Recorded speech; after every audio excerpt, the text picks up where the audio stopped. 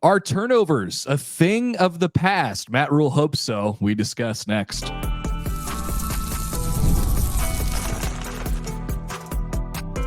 You are Locked On Nebraska, your daily Nebraska Cornhuskers podcast, part of the Locked On Podcast Network, your team every day.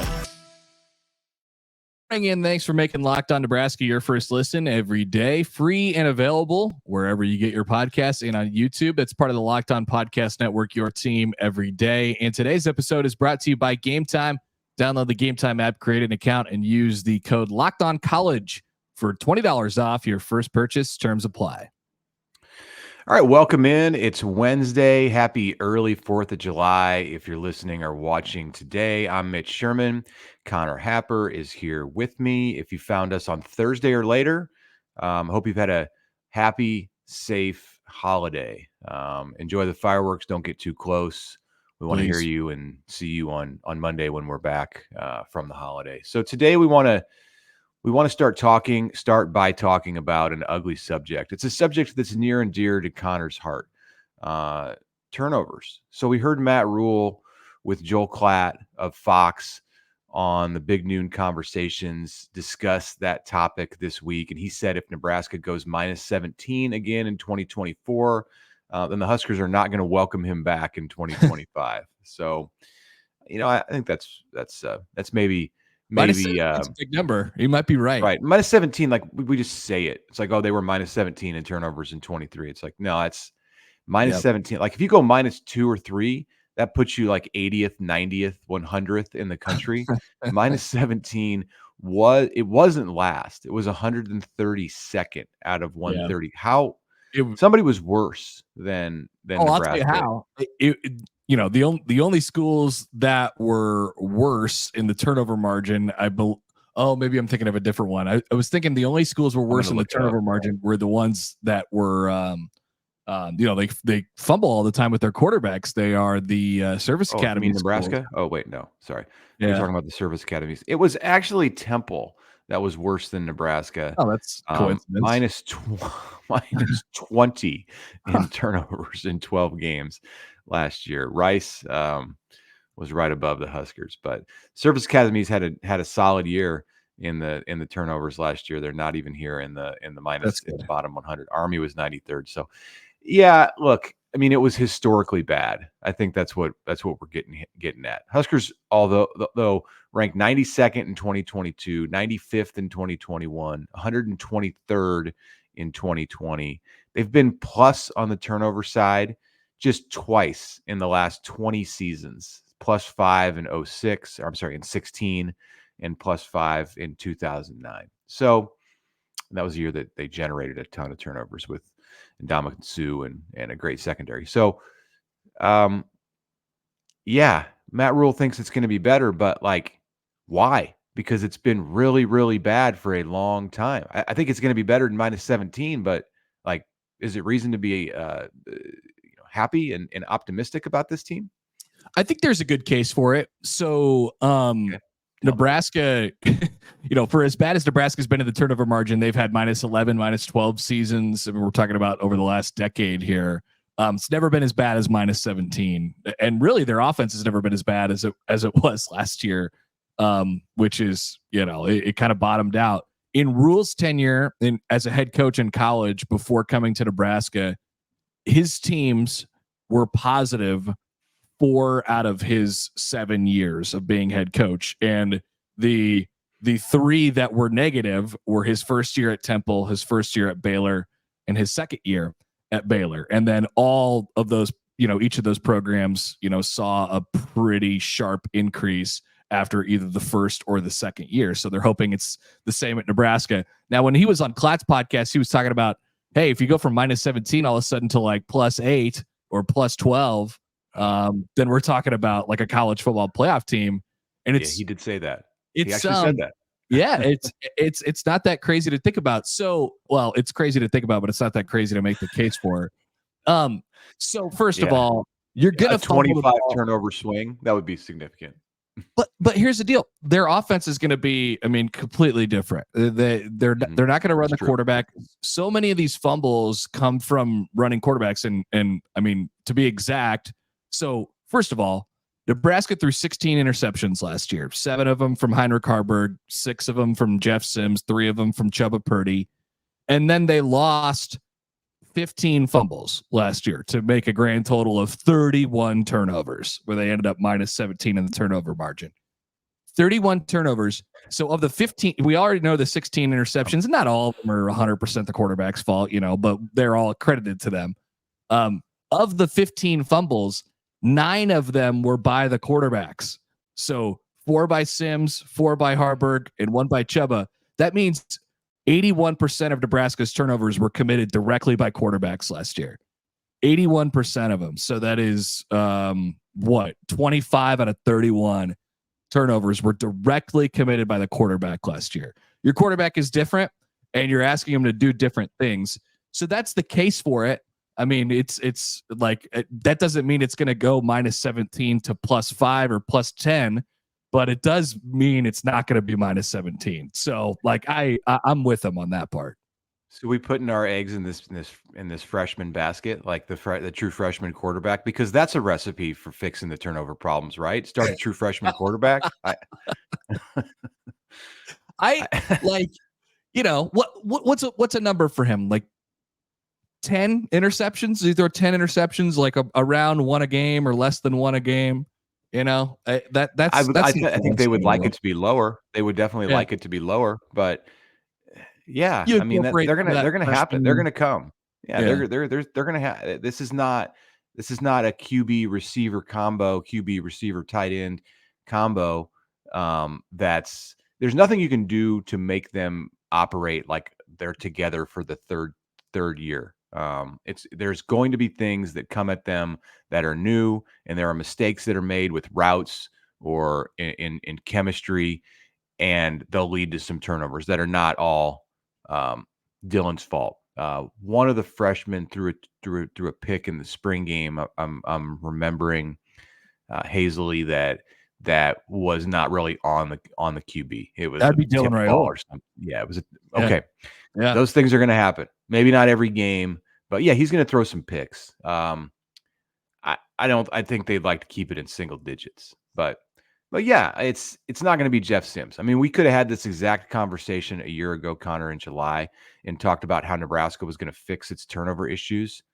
Well, because Jeff Sims was coming in, and people acted like, Jeff Sims was just this turnover machine his entire career. He was early in his career, and then he kind of got it under control, and then it fell off a cliff when he got to Nebraska last season. So it wasn't like a foregone conclusion that they were going to be this horrendous team when it came to turnover margin in 2023. I think once they had to change their offense because Sims was so bad at it that he couldn't play. Yeah, right. That he could. Yeah, that was Colorado. So he couldn't play. Then it became a foregone conclusion that Nebraska was going to put the ball on the turf a lot. But you're right. You're right in saying that it was this wicked confluence of events that occurred in 2023 that led Nebraska to be minus 17 and have 31 turnovers on the offensive side. That almost certainly cannot happen again. But even if you go like minus 8 to 10 in turnovers, that's still really, really bad. That's still like 110th in the country or something like that. So they have to find a way, like for the spirit of what Rhule had to say on the Klatt podcast, for it to be proven true. Like, forget the stuff about I'm not coming back if there's 7. Now, they're not going to turn it over. They're not going to be minus 17. But even to like be close to breaking even or be on the plus side, oh my gosh, there's a wholesale difference in the way that they go about being an offensive team, and I think even a defensive team that needs to occur here. That's it, right? Yeah. You just mentioned the other. If we're talking about margin, that brings in Nebraska's defense, which didn't get enough turnovers last year. They only gained 14. If you kind of math that out, that ranked 93rd. Terrible. Okay, it's bad. That ranked 93rd in the country. That was pretty bad. They They weren't opportunistic. They did not grab as many turns. Now, I don't know. I've been kind of operating, Mitch, if we're talking about the margin for this year, as like, let's just bake into the cake. Let's just put into the equation that number stays about the same. Nebraska gets about a turnover or a turnover and a half a game on the defense. You're talking about just the defensive side. On the defensive side. I think it can be higher, but I think it could be too. But I'm just thinking about, the offense and that number coming down. I mean, think about how many times the ball was on the field last year for the offensive side. So they lost 15 fumbles. They dropped the ball 31 times. The ball was on the ground 31 times last year. And it was only recovered by the defense 15 times. And for Nebraska's defense, I mean, there were 16 opportunities to jump on the football, and they only recovered 5 of them. So some of this is fumble luck, and some of this is obviously bad quarterback play. Some of this is just running the quarterback. There's a lot that goes into it, but that number is going to come way down. It's just, can you get it down to in the neighborhood of 0? And, that's going to be the tricky part for them this year. I mean, I don't think Nebraska's quarterbacks are going to fumble and lose the football 9 times this year. No, they're not going to have an opportunity to do that. I mean, you'd be talking about strip sacks and all kinds of stuff, which is just where it turns into a nightmare. And, I don't, Dylan's he's a strong guy, which is beneficial for Nebraska, obviously for lots of reasons, but it's also beneficial, I think, in that, it's going to be hard to take the ball away from him if you get to him in the pocket. Knock on wood. We don't know for sure, but it would seem to be. I'll go on record today on July 3rd.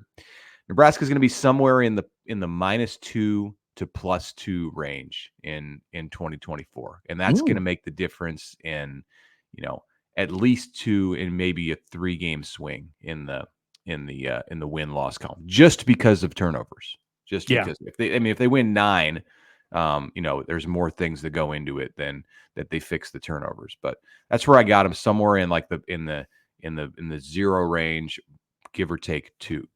That'd be good. That's very normal. I mean, most teams are in the neighborhood of like, 5 +5 -5. I went out on a limb. Thanks for pointing that out. You're predicting a normal Nebraska football season. I'll make sure and write that one down. I don't know if we've seen that lately. So yeah. All right.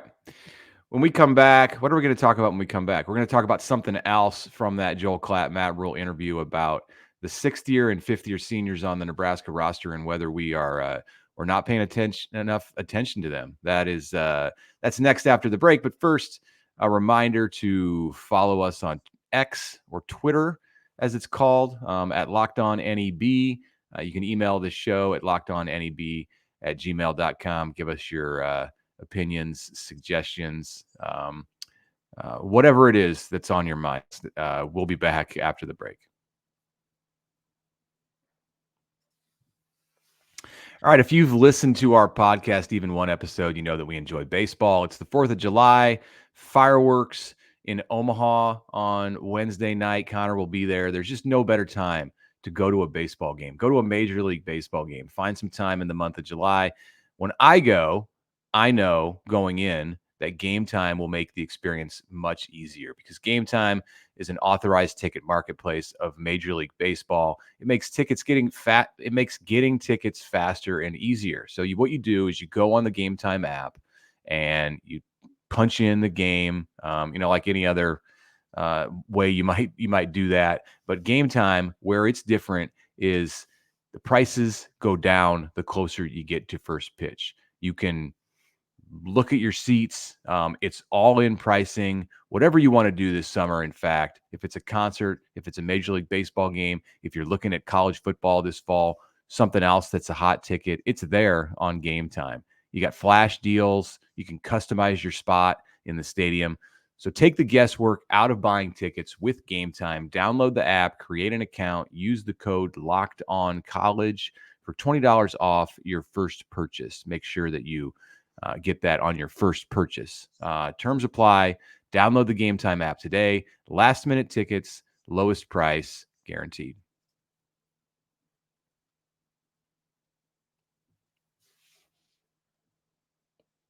Thank you, Joe Klatt, by the way, for providing us with a variety of different topics for this show, my show. Are you going to write something from the Joe Klatt podcast, Mitch? Maybe thinking about it.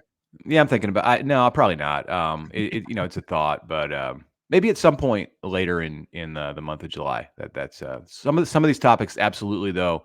Yeah. Whether because of Joel Klatt or not, we talked about turnovers last segment. We're talking about old Huskers this segment. Yeah, they'll be in the Athletic. So Rhule mentioned as he was sitting near a lovely par 3 with Joel on the Big Noon Conversations that guys like Bryce Benhart and Ben Scott and Isaac Gifford and Ty Robinson all had chances to end their careers last year at Nebraska and could go to the NFL. And in fact, he mentioned that they should leave. He says you should go, and we've heard that before from him. You need to go to the NFL, bro. And they were like, nope, we want to come back. Bryce Benhart, and I mean, he's going to end up probably. I believe he might already actually have like the most starts on the offensive line in Nebraska history. I think he's got 41. I think he's tied. So his next one, or he may have broken the record against Iowa, but he's right there. He's going to break it. Yeah, he's going to break it. So he'll be starting this year, and he'll be 24 here in July. Ty Robinson is a class younger than him, but he's going to be 23. Scott and Gifford are fifth-year seniors. It's rare that Nebraska. It's rare that anybody could get those caliber of players back for their fourth, fifth, and sometimes sixth years, and it's probably not going to happen much anymore. But it's a special situation where these guys are, in Gifford's case, he's a local guy. He's been around for a long time. He wants to see it kind of come to fruition and wants to be a part of that next sort of wave. I think that's part of the discussion. So we've talked about how Nebraska's roster is young, Mitch, and it's super heavy with freshmen, redshirt freshmen, sophomores, first or second year players. But then you also have some real age and experience from your best players, which obviously balances things out really well for that roster. Yeah, I think we're not paying this enough attention, and I'm glad that Rhule brought it to light. And Iowa has a situation like this too, and it's been a big talking point for the Hawkeyes this offseason about how many players with opportunities to go to the NFL chose to come back either as fifth-year seniors or sixth-year seniors. And over here at Nebraska, it's all been, oh, look at the freshman quarterback, and rightfully so. But these are going to be the leaders of the team. These guys are going to be the ones who are walking out to the center of the field for the coin toss. Not just them, but there's others who had the opportunity to do something different. Whether it was the portal or possibly make a run at the NFL. Nash Hutmaker could have made a run at the NFL. Tommy Hill could have made a run at the NFL. Ramir Johnson, Javen Wright, Turner Corcoran, all of those guys could have said, yeah, it's been a good several years, and now I'm going to move on in some way, just be done with football, or play some other option besides the NFL. All of those guys could have done it and would have been lauded for their contributions to Nebraska. And everybody that I just mentioned, including the four that we started this segment with, and Benhart, by the way, he started 41 games. That is the record at right tackle, and he's tied with Jeremiah Searles for the record for offensive lineman. He will break that presumably against UTEP with start number 42. But all of them are back. Everybody's back. The players who left the team, other than some portal entries among reserves, the players who left the team with remaining eligibility who have contributed a lot in their career. You're talking about like Nick Henrich, Ethan Piper. These are guys who were hurt and didn't have the opportunity to come back even if they wanted because of injuries. Yeah. I mean, it's really significant. I think it shows a little bit of buy-in too. And that those guys definitely want to be here when it starts to take off, or at least that's kind of the theory. And I think from the NFL perspective, like, maybe it wasn't going to be a lock that they go in the first, 2 days of the draft or something like that. So, come back, and we've seen this trend in college basketball a lot where guys will be right on that fringe. Is like, I'm not sure if I'm going to get drafted or not. So let's go play another year in college and I'll go make my money and we'll see Baylor if Shireman. yeah, Baylor Shireman. Let's go see if the draft stock can go up. And guess what? He was a first round draft pick and he, is on an NBA title team now. So it worked out for him. And I think it probably is going to work out for these guys too, with another year in the system and maybe just a cleaner year in general and how it feels. And those guys will be the absolute leaders. I mean, we're talking about mostly, I guess Gifford is the only, Gifford and Robinson. So 2 and 2, 2 offense, 2 defense. But yeah, I mean, they'll be in front of strong units this year. That's for sure.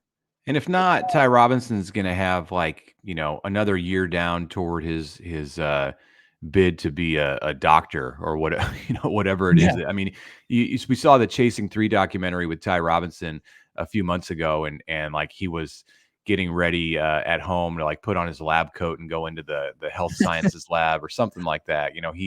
He is an accomplished student, I think is what I'm trying to say, and will benefit in multiple ways from coming back to Nebraska for this year. And that's the thing. Not all of these guys who make these decisions, like you said, Connor, are slam dunk NFL players. I think all 4 of the players that we're featuring here in our conversation are going to have a chance to play in the NFL. But if you're Bryce Benhart and you're sitting there and you're like, I'm going to be 24 in July, and the NFL is going to be looking at me coming into a training camp at age 25, there's reason to think that maybe it would have been better for him to make that call to go this year. I mean, when you've started 41 games as an offensive lineman in the Big Ten, I think to a certain degree you are what you are, and then you start cutting into your own longevity as an NFL player if you choose to come back. But he made that choice and he wants to do it.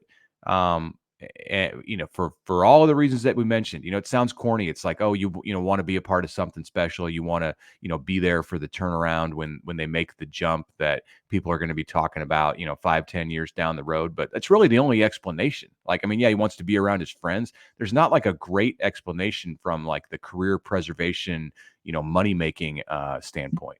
Right. Also a reminder that a lot of people go to college for 7 years, Mitch, as heard in Tommy Boy. So I thought you were getting to that point, but we got pretty close. So experience matters in college football, and there's no doubt about it. So Nebraska's got some top end experience this year. All right, we're going to come back and talk about what's going on in the Big Ten after the start of July began with a bang in the SEC. So what's to come in August in the Big Ten? That's next. I want to ask you this question first before the break. If you're listening to Fox Sports or ESPN on your TV, why not turn down the volume because of all that shouting and make the switch to Locked On Sports Today, a free 24/7 sports streaming channel for you every day to bring you the biggest stories without all the screaming. Locked On Sports Today delivers can't-miss analysis, opinions, and news. It's streaming 24/7 on YouTube or on the free Amazon Fire TV channels app, part of the Locked On Podcast Network, your team every day.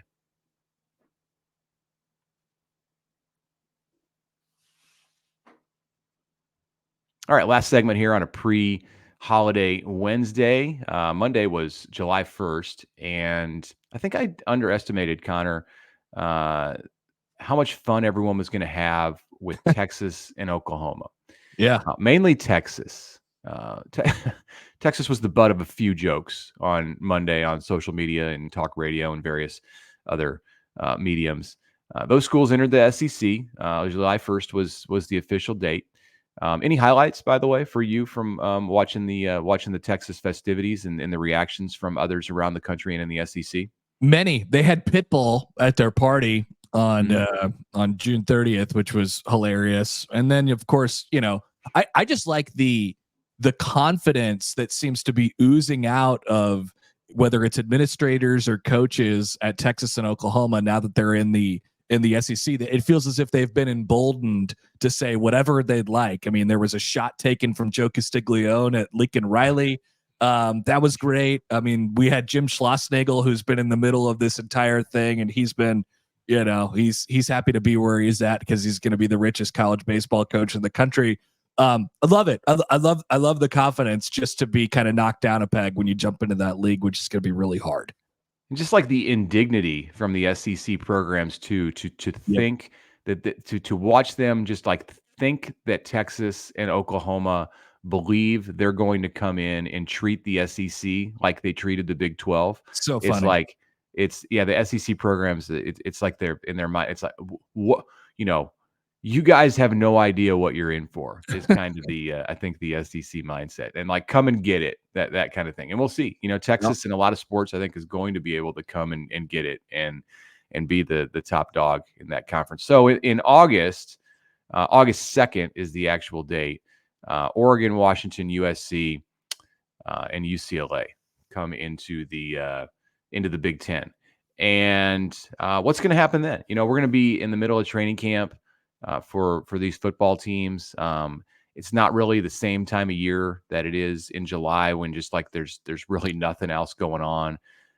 Is it going to be? Are these schools going to have parties like this, No. like Texas and OU did? Is that the Big Ten, the Big Ten method of doing things, Big Ten style?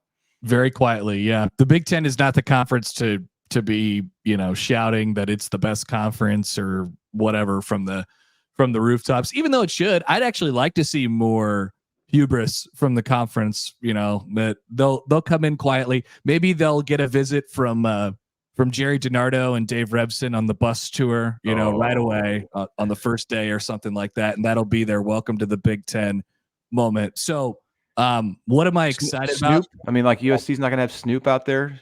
I don't know. Snoop is kind of like a representative for everybody. You just put Snoop in a whatever jersey and he seems to be fine with it. But so if you ask me what I'm looking forward to about these schools joining the conference, like kind of nothing. I mean, it doesn't, it doesn't really, they make me excited at all. I'm interested in the new league and the changes that'll have to be made by those schools. I think it'll be difficult adjustments for all of them. But it's like it doesn't make sense geographically. They're still way out there. It doesn't feel like it's connected in any sort of way. They don't feel like Big Ten schools, and they won't for several years until they get rivals going and stuff like that. So kind of nothing. Texas and Oklahoma make a lot of sense in the SEC, and they love to talk, and it's a perfect fit for that conference. These schools don't, and it's more. I view it more as a money grab than anything from the. It's also the difference here, and what we're talking about with the Big Ten is that there's more of like a funeral feel than a party feel to the newcomers to the Big Ten. And what I mean, I don't mean their own funeral, but the funeral of their former conference. Like it's hard. Definitely. I'm sure Texas and Oklahoma still would have celebrated in the same way that they did if the Big Ten was or the Big 12, was imploding and going away upon their departure. And some might say that it is, but the Big 12 is certainly not doing what the Pac-12 is doing as these schools leave this summer and like shutting its doors and ceasing to exist. The Big 12 is still there, and the Big 12 had a little bit of fun with Texas and OU's departures. Also, there was a animated video with oh man, did you see this with the waving goodbye? It was Woody and Buzz Lightyear? Yes, it was like a Buzz Lightyear kind of thing. Anyway, they Texas and OU were getting in a car and you had like this was a TCU celebration in particular, and TCU then showed like all of the memories of its highlights beating Texas, like doing the horns down, dunking on Texas, hitting home runs against a sad Texas pitcher. Love that. Yeah, that kind of stuff's not going to be coming out of the Pac-12 as these schools, any schools in the Pac-12. Washington State, they're not doing that. They're not having any fun with this at all. Like those schools don't actually want to be in the Big Ten. They just wanted to leave the Pac-12. They just wanted to get out and fight. It was the same, it's almost the same circumstances in which Nebraska joined the Big Ten, more than a decade ago now. It's like, I mean, it's a great comparison actually, because was there a party in Lincoln when Nebraska joined the Big Ten in either when it was announced in the summer of 2010 or when they went in the summer of 2011? Not really. no, nothing happened. Pitbull didn't show up. I know that. So it wasn't like they were, people were excited to go to the Big Ten as much as they did it out of necessity to leave the conference that they were in to provide their own security from a monetary standpoint. So that's what it is from those West Coast schools standpoint, and that's not what it is from Texas and Oklahoma standpoint. This is gonna be a party at the bank. They're gonna be they're gonna be like showing someone writing a check. And that's UCLA is in a massive amount of debt as a university, and they're getting bailed out by joining the Big Ten, and they're very, very happy about that, obviously. But I don't think there's going to be any lavish parties or anything. Yeah. All right. Well, I'm still looking forward to it. I know you said that you're maybe not as excited. I'm looking forward to seeing Big Ten football with the West Coast representation. I'm looking forward to Nebraska playing at UST. Part. Yeah, for sure. The football part. The other stuff. Right. I buy that. Yeah. I'm looking forward to, Oregon being a top dog in the Big Ten from day one, seeing what happens at USC. They're an intriguing team for sure this year. I'm happy to be able to go out there and see it in person in November. So there's some good things about it. But it's not like 24/7 party for the league. All right, Mitch, that'll wrap things up, and we're gonna put a bow. That's it for this week. So enjoy your long 4th of July holiday if you have it. Like we said at the beginning of the show, please be safe, and then we'll be back in a more regular fashion starting again next Monday. So we'll talk to you then. But a reminder before we go that Locked On has launched the first ever national 24/7 sports streaming channel on YouTube, and it's also available on Amazon Fire TV and the free Fire TV channels app. Locked On Sports Today is here for you 24/7, covering the top sports stories of the day with the local experts of Locked On, plus our national shows that cover every league. Find Locked On Sports Today now available on the free Fire TV channels app.